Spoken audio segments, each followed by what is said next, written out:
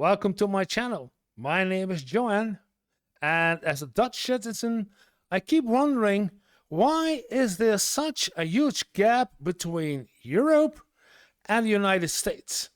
What is missing from the way that American history is taught? As I continue my journey through the US history, trying to understand the USA of today, I'm gonna react to Christopher Columbus, the discovery of America, and what happened after. I'm curious, what did happen after that? Let's take a look at it. First of all, of course, subscribe and like, and then let's play. We all know how Columbus came to the Americas with his 3 ships. But who did he find there? And how were the Spanish greeted? This is the story of the first contact between the Native American and the Spanish people, and what followed after. The Caribbean, 1492. On October 11th, 1492, the Spanish were approaching the Bahamas from the northeast when they saw something interesting. Land was first seen by a sailor named Rodrigo de Triana. But Admiral Columbus, at 10 o'clock, saw a light, though he was uncertain that he could affirm it was land. Afterwards, Columbus claimed he saw the light once or twice more, like a wax candle rising and falling. It seemed to some to be an indication of land. Columbus had to make certain that land was close. Columbus asked and admonished the men to keep a good lookout on the forecastle and to watch well for land. He made a statement saying that a reward of a silk doublet, along with 10,000 maravedis, promised. What? A reward from what? The men to keep a good lookout on the forecastle and to watch well for land. He made a statement saying that a reward of a silk doublet, A silk tablet? No idea what it is. along with 10,000 maravedis, 10,000 maravedis, that would be something in a coin, but the first part, I don't know what that is. promised by the sovereigns, would go to the first sailor to see land. At 2 hours after midnight, land was sighted at a distance of 2 leagues. Columbus ordered the 3 ships to halt and wait for daylight before going further. The next day, on October 12, 1492, after 2 months at sea, Columbus and his crew finally clearly spotted land. It's not known where they landed, but we can say for sure that they landed somewhere in the Bahamas.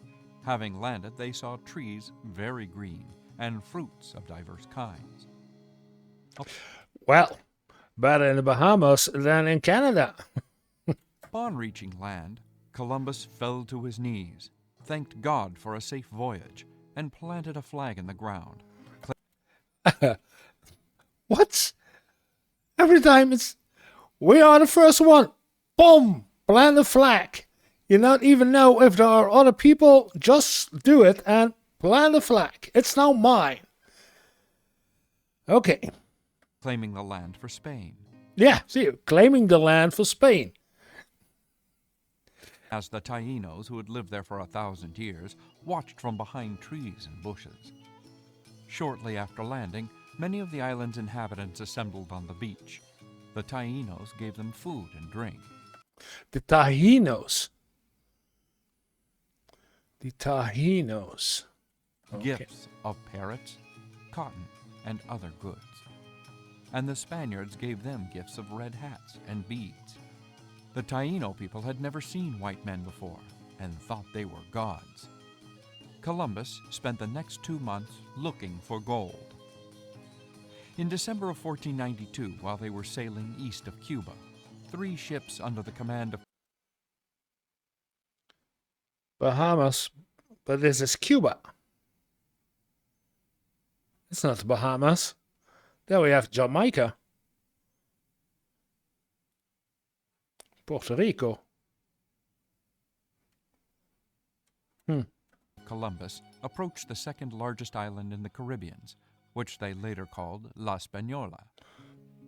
Just when he was about to return to Spain on Christmas Eve, his ship, the Santa Maria, ran aground and sank.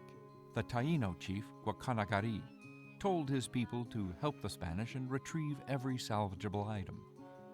A problem arose when all the sailors who had accompanied Columbus could not fit on the 2 remaining and smaller ships. So a fort was built using the salvaged wood from the Santa Maria, and 39 men were left behind at a fort Columbus called La Navidad. Shortly after, Columbus set sail for Spain, taking some of the natives and birds, foods, and plants to show the king and queen.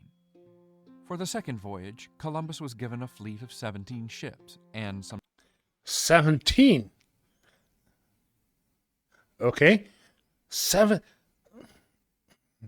It's almost an entire army. soldiers. Upon arrival at La Navidad, Columbus found the fort burned to the ground, and all 39 men he had left behind had been killed. Oh? They were so friendly. Now they're dead? It seems the sailors left behind had misbehaved in the form of rape of the local women and theft of anything they saw that they wanted. One of the local leaders, named Caonabo, had met with the other leaders, and all but one agreed that gods would never have behaved in the manner that the Spaniards had, and they decided the Spaniards had to go, so they eliminated them and the threat they posed to their people.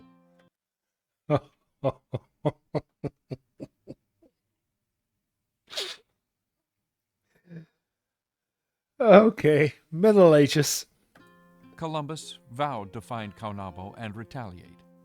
More fortified places were rapidly built, including a city founded on January 2nd, 1493, and named La Isabela for the queen.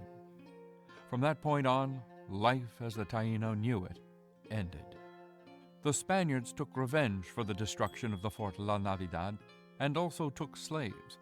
Columbus forced the Taínos to work in the gold mines searching for gold. Those who refused were killed. Each adult over 14 years of age was expected to deliver a hawksbill full of gold every 3 months, or when this was lacking, 25 pounds of spun cotton. If this tribute was not brought, the Spanish cut off the hands of the Taino and left them to bleed to death.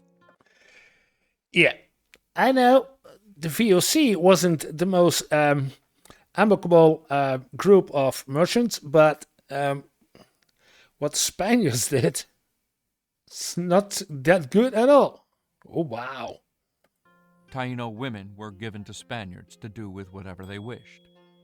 The fields, unattended, failed to yield enough food for the Taínos and the Spaniards, whose supplies had run out. All were hungry. Columbus found Caonabo, they tricked him in order to capture him, and he was put on a ship that was sent to Spain and was never heard from again. Many Taínos starved to death. Others died from hard labor. Many committed suicide. Epidemics swept the island. They were beaten, tortured, raped, enslaved, and murdered. After 1496, the number of Taínos fell by about 70%. Guacanagari, the chief who befriended Columbus, also died soon. At this point, the Spaniards in La Isabela started a rebellion against Columbus and his brothers. The Spanish king and queen sent a royal investigator to calm the situation. Columbus and his brothers were found guilty for numerous crimes against both the natives and the Spaniards. Okay, justice been served. Columbus and his brothers were arrested and put on a ship to Spain. The Spanish authorities would allow him another voyage across the ocean, but they forbid him to visit La Española. He explored the Caribbean for 2 years and then returned to Spain, where he died in 1506. Meanwhile, on La Española, the Taínos who didn't want to work for the Spanish fled for the hills. The Taínos ruled in a mountain region. Their leader was a woman named Anacaona. She was the wife of Caonabo, the chief who had led the attack on the Spanish fort years earlier. In 1503, the Spanish governor requested a meeting with her in order to break the resistance. During the meeting of 80 Taíno leaders, including Anacaona, the Spanish governor Nicolas de Ovando ordered the meeting house to be set on fire to burn them alive. Anacaona was arrested and accused of conspiracy for resisting occupation and Resisting occupation. Being occupied is Resisting. executed. Prior to her execution, Anacaona was offered clemency if she would give herself to one of the Spaniards, which was common in the era. Standing with her fellow Tainos in solidarity, the Taino indigenous female leader chose execution over colluding with her Spanish enemy, her refusal creating her legend. Anacaona remained rebellious and independent until her violent public death. She was executed by hanging at the age of 29. 29. She looks rather nice. Public death. She was executed by hanging at the age of 29. Another Taino chief, Kotubana Mahuo, was ruling in another area, successfully resisting the Spaniards for a while, until he suffered the same fate as Anacaona.